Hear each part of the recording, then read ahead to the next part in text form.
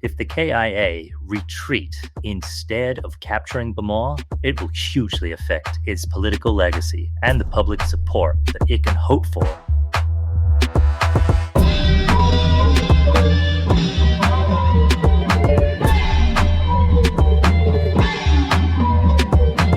Hello and welcome to What's Happening in Myanmar, a weekly show from the Frontier Myanmar podcast family. I'm your host, Luke Corbin.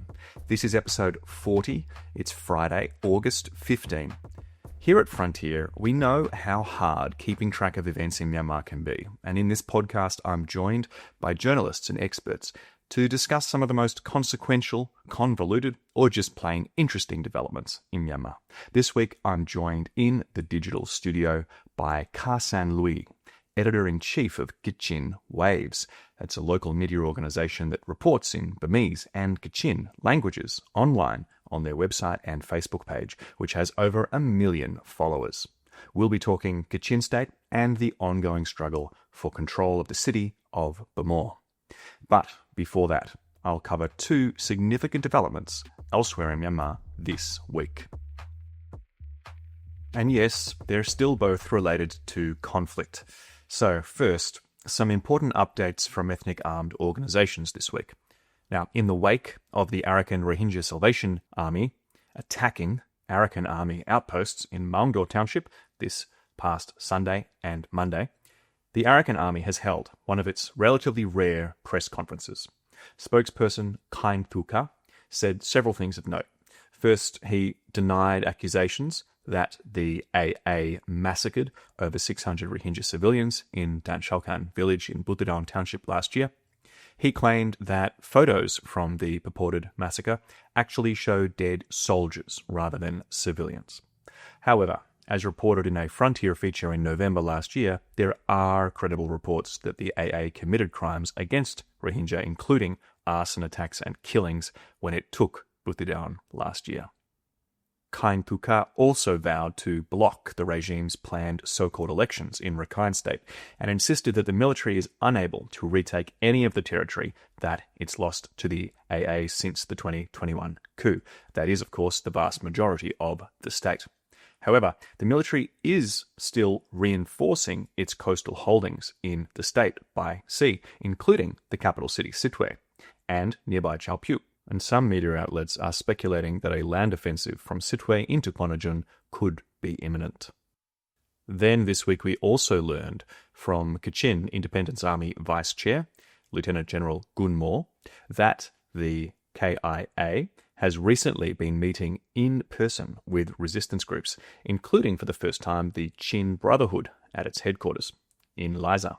Previously, the KIA was only known to cooperate with the rival Chin National Front. And for more on those rivalry dynamics in the Chin resistance, we've got several episodes on this on the podcast. You can check back to episodes 6, 14, 19, and 24.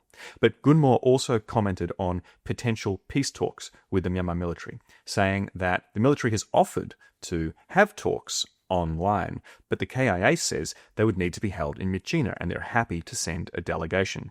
The military, for their part, seems to refuse that, citing the ongoing battle in Bhamo, which we're about to get to. Now, the second development, it's a more general one. It's been another week of intense conflict right around the country. In the past 7 days, on first count, it seems the military has killed at least 37 civilians, including children, in airstrikes and ground offensives, and has killed dozens more resistance fighters.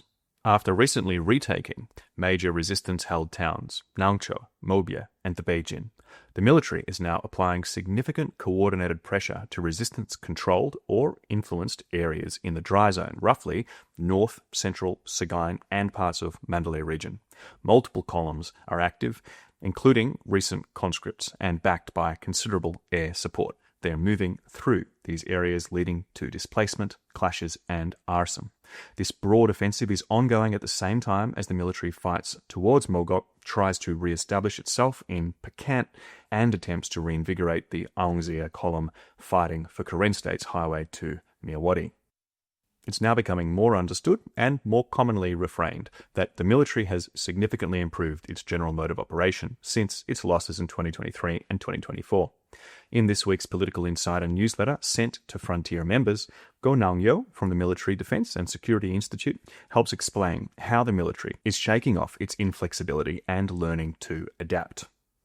Coming to our interview today, this has led to the military's first small victory in its defensive war to keep the city of Bhamo from falling to the Kachin Independence Army. KIA Colonel Norbu told Myanmar Now this week that in Bhamo, the military, quote, earlier relied solely on artillery and drone attacks, but now have combined these with ground assaults following coordinated air, artillery, and drone strikes, end quote. These new ground assaults were enabled by the arrival of reinforcements to Bhamo by river earlier this month, and have now led to the military reoccupying the Artillery Battalion 366 base just this week. Losing that base in Bhamo makes it much harder for the KIA to remove the military from its Military Operations Command 21 stronghold that has hung on all year in Bhamo despite KIA attacks. To talk more about this and why the long-running battle for Bhamo is still the most important in the country, I'm proud to have Hka San Lwi back on the show. He joined us last in January on episode 11. That episode was dedicated to understanding the newly unfolding attack on Bhamo. Now, Hka San Lwi is more comfortable answering questions in Burmese, so our conversation will mostly feature an overlaid English translation of his Burmese answers. Okay, welcome back to the show, Hka San Lwi. Minglaba Sia. Mingalaba. Okay, Saya, so during your last appearance on this show, you said that Bhamo was a town that the KIA simply had to capture. You said the KIA couldn't walk away from it now, that victory was crucial, and you thought that the KIA would actually be successful soon, no matter what the cost was. Well, 7 months have passed since those remarks, and the KIA is now apparently on the back foot in Bhamo. On August 5th, the military even took back the Artillery Battalion 366 base there, thanks to reinforcements from the river. So how much of the town does the KIA still hold, and why do you think the KIA has failed to take Bhamo? Do you think that the KIA can still achieve victory there, let alone doing it soon? Well, the first thing to say, when it comes to the battle for Bhamo, we can see there's a huge amount of attention being paid to what happens. Kachin people are following it really closely, as well as people from other parts of the country. But you know what? Diaspora communities are also really paying attention. So from this point of view, the outcome of the battle for Bhamo will have a huge impact on overall morale, as well as the conflict dynamics of the wider resistance movement. If the KIA retreat instead of capturing Bhamo, it will hugely affect its political legacy and the public support that it can hope for. You know, people would rely less on the KIA, the KIO, in the future if they were to fail in Bhamo. As for why it's been so tricky for the KIA to conquer Bhamo, well, I got a couple of points. First, the military changed its tactics in defending Bhamo and improved its drone programs during the battle period. The military knows how strategic Bhamo is. If they give up there, they'll lose all of Upper Myanmar. They're not just fighting to defend Bhamo from the KIA, they're defending the whole region against the KIA and its allies. In fact, even if the military started losing cities, like elsewhere, like in Kachin State, I think that they still wouldn't withdraw from Bhamo. They wouldn't reprioritize Kachin State. They see Bhamo as that important.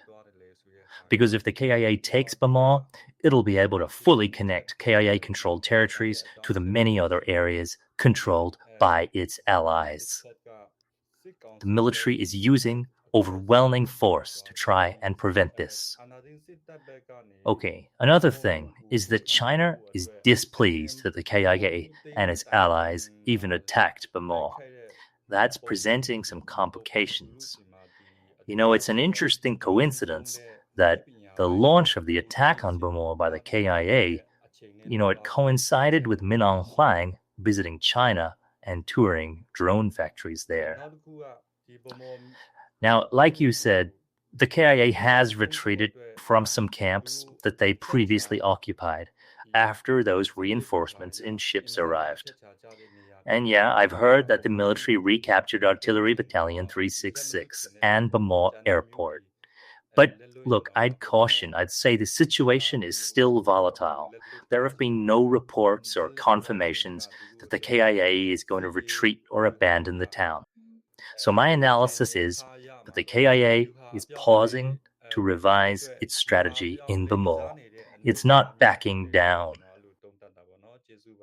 All right, that could make sense. So, in that case, how do you think that that their strategy could be revised?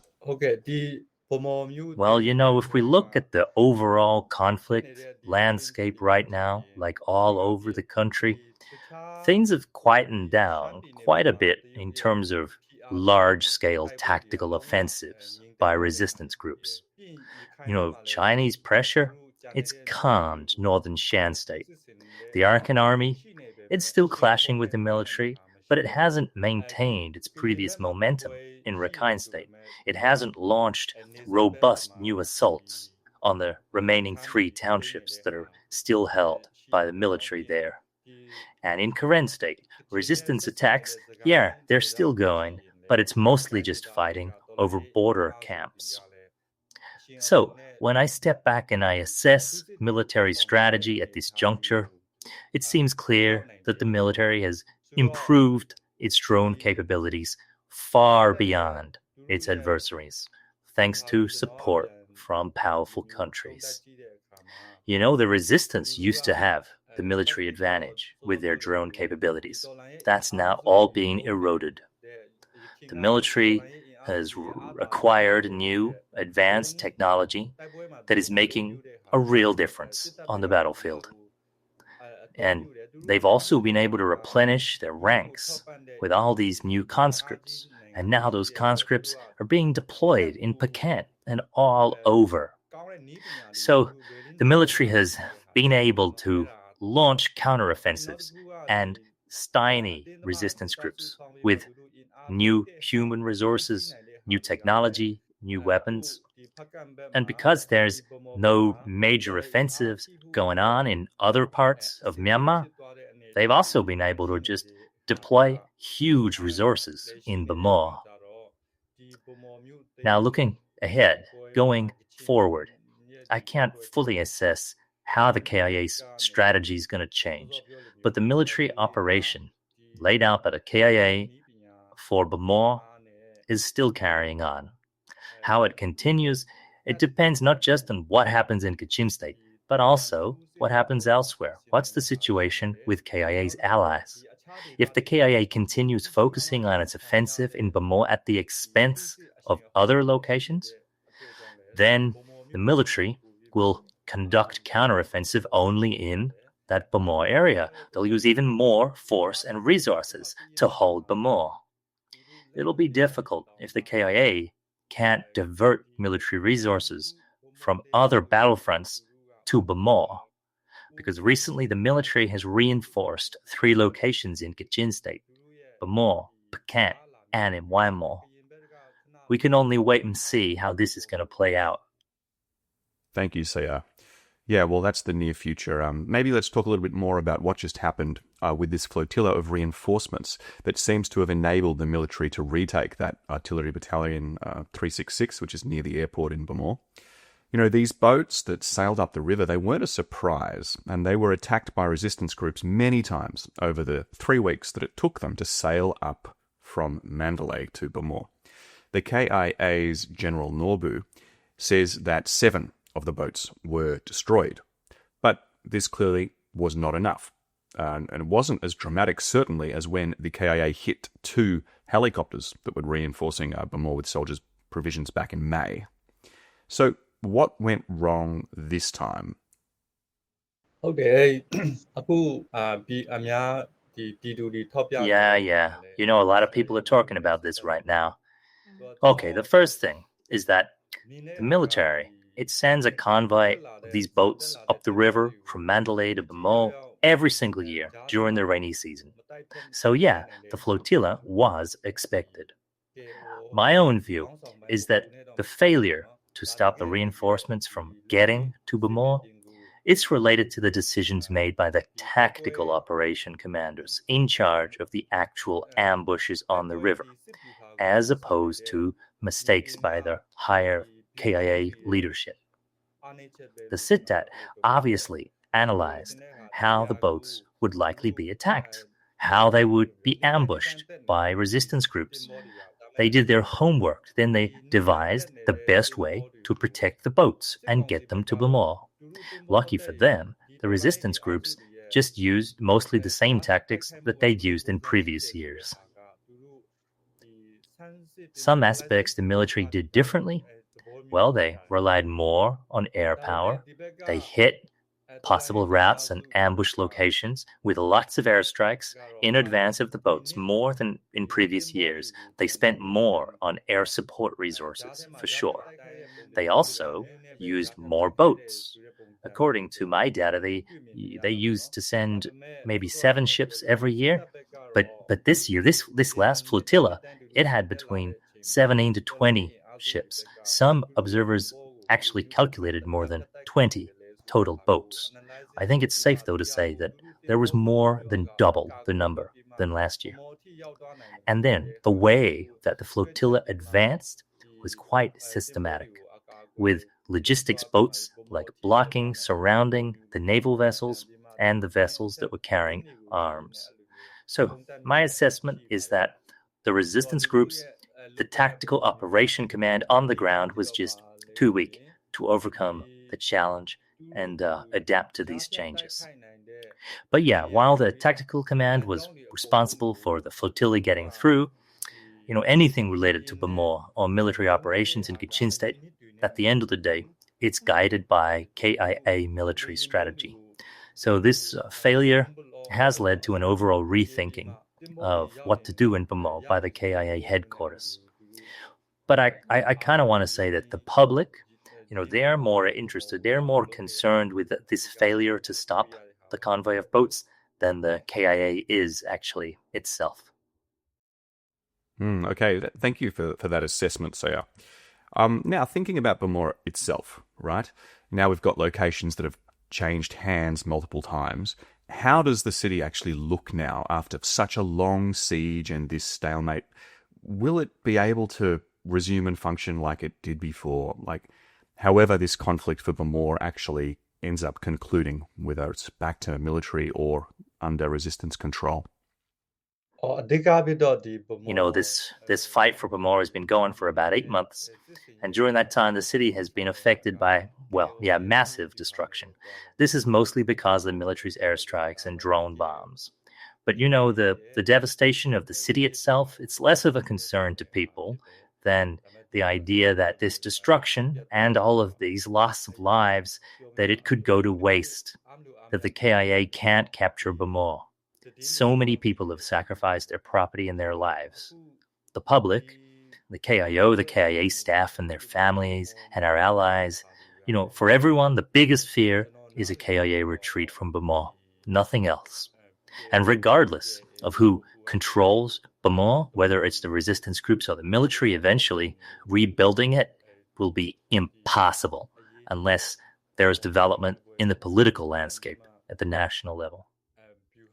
And if the resistance groups control Bhamo, they're going to find it really difficult to protect civilians, who are just trying to live their lives. As we've seen with major towns controlled by resistance groups in Shan State and elsewhere, the military just hits them with airstrikes anytime it wants. Capturing territory doesn't magically make it a secure zone for civilians. But if resistance groups control them all, I think they will be able to handle the petty crimes that happen on the ground. Those will be easily solved. Also, in Kachin State, the military's announced martial law in territories that are now fully captured by the KIA, like Kachin Special Region 1.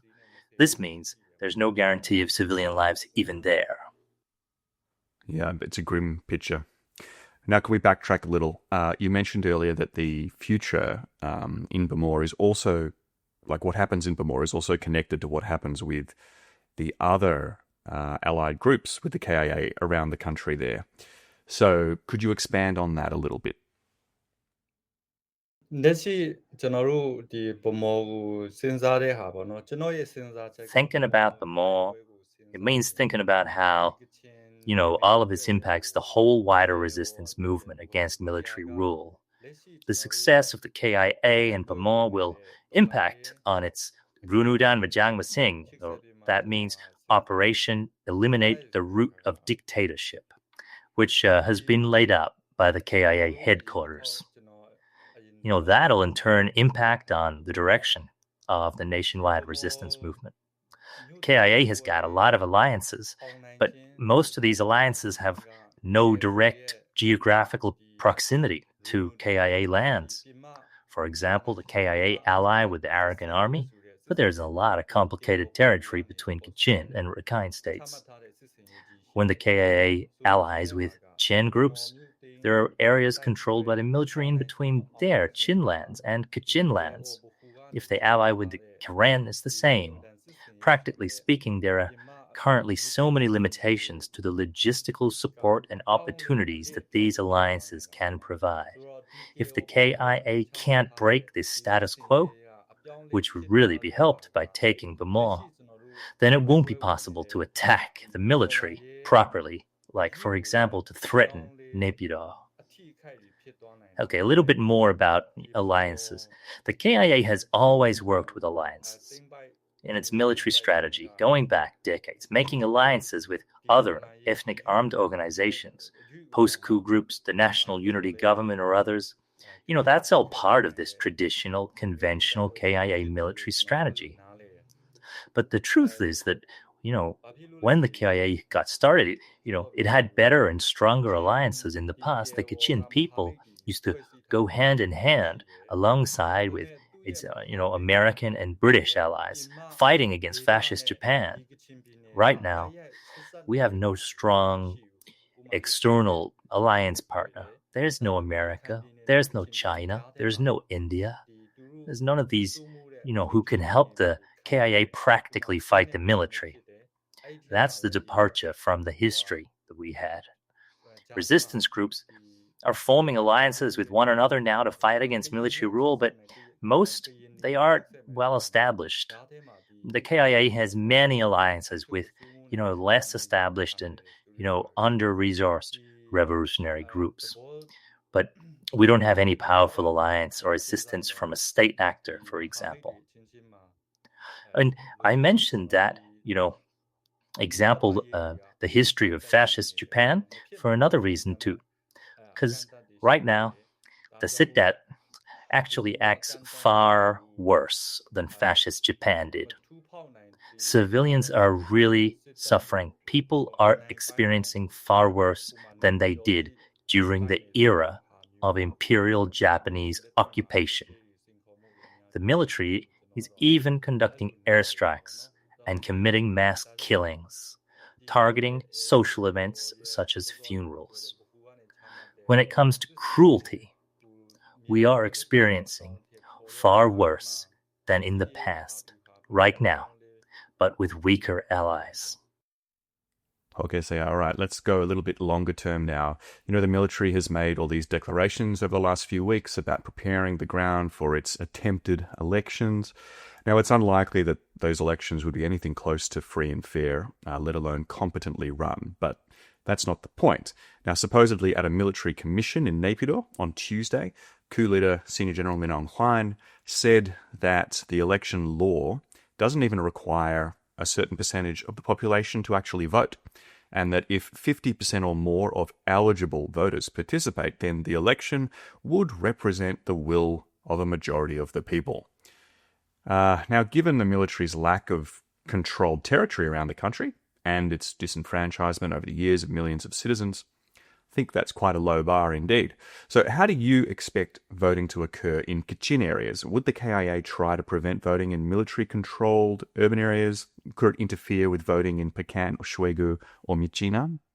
ပြောမယ်ဆိုရင်တော့သူတို့နေရာမြို့ဘလောက်ပဲရှိရှိသူတို့ကဒီရွေးကောက်ပွဲကိုလုပ်တော့မှာ Oh, the Myanmar military will hold elections by any means, no matter how much territory they actually control.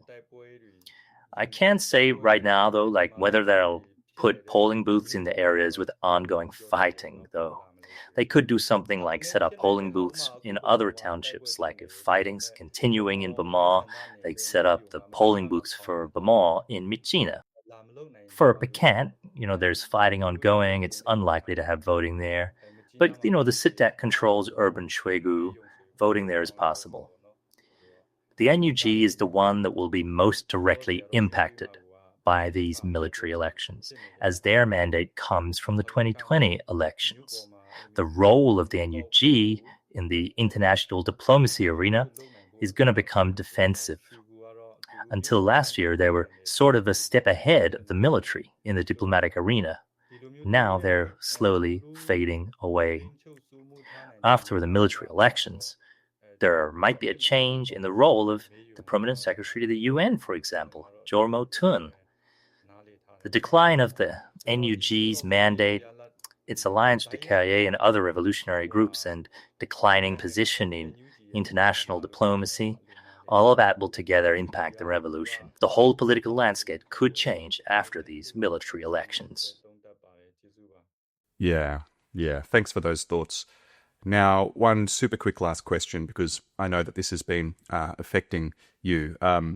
There's been terrible flooding in Laiza this month. For listeners who aren't familiar, Laiza is the town that acts as the headquarters for the KIO. It's on the China border. Several people have died, displaced people camps, IDP camps have been impacted. So just want to quickly ask you, what's the latest there with the floods? And has China been of any assistance? It's certainly not normal. These flood-affected areas still haven't managed to get back to normal. We still don't have electricity in Laiza, as one of the dams cracked and the flood destroyed power supply lines. They're still fixing the power poles. The thing is that rivers in this area, they go dry in the summer. So then when heavy rain hits in the rainy season, the water rushes down. It can do like a flash flood. Although this was only brief flash flooding, only a couple of minutes, it destroyed so much. So many houses and villages are still struggling. Not so many people were affected, in their person, but buildings have been. But no matter whether you were affected a lot or only a little, everyone is suffering from a lack of electricity now. Many schools were also flooded, so there's been problems in interruptions to children's education. The KIA, or KIO, formed a relief and response group, but I'm not aware of any other groups helping out. I haven't heard anything about Chinese being involved. But I will say that the flood came from the rivers that are on the border between Kachin State and China. Okay, well, let's leave it there. Thank you. I've really appreciated you, Hka San Lwi, finding a way to come back on to what's happening in Myanmar and check in with our listeners about these important developments for Kachin State. We only touched the tip of the iceberg today, of course. So good luck with your continuing efforts with Kachin Waves, and any listeners who also speak Burmese, read Burmese, definitely check out the Kachin Waves Facebook page. Thank you for your interesting about Kachin and Bhamo. We are trying to do all our best to uncover what happened in Kachin State and its related regions. Yeah, and this can really serve as a reminder about all of the excellent media organizations, whether they're inside Myanmar, in liberated areas of Myanmar, or outside Myanmar. All these organizations that are doing their best to provide information, fact check, and basically facilitate access to information and analysis about what's happening in Myanmar. Many of these organizations are now subscription-based, so please consider subscribing for your daily news. And of course, if you're not a Frontier member, please subscribe to us to get great feature stories every week, like the two that were published this week. They're mostly economic in their focus. One, the price of control. War sinks Rakhine State's economy. That's about Rakhine State's almost complete control by the Arakan army, and how residents are getting squeezed from all sides by an economic crisis. And then published on Wednesday, a great new piece about northern Shan State facing a wave of Chinese investment that's pricing out locals in complex economic shifts in this restive border region. So if you're not a Frontier member, jump online right now, head to frontiermyanmar.net. You can get daily briefing newsletters, the most important stories every weekday. You can get media monitoring newsletters, what is happening in the Myanmar language media. And of course, there's those political insider newsletters every second Sunday and access to in-person and online panel and social events. Now, thank you, listeners, for staying till the end of the episode. Remember, you can email the show, whimyanmar@proton.me. Okay, that's it. Farewell and take care.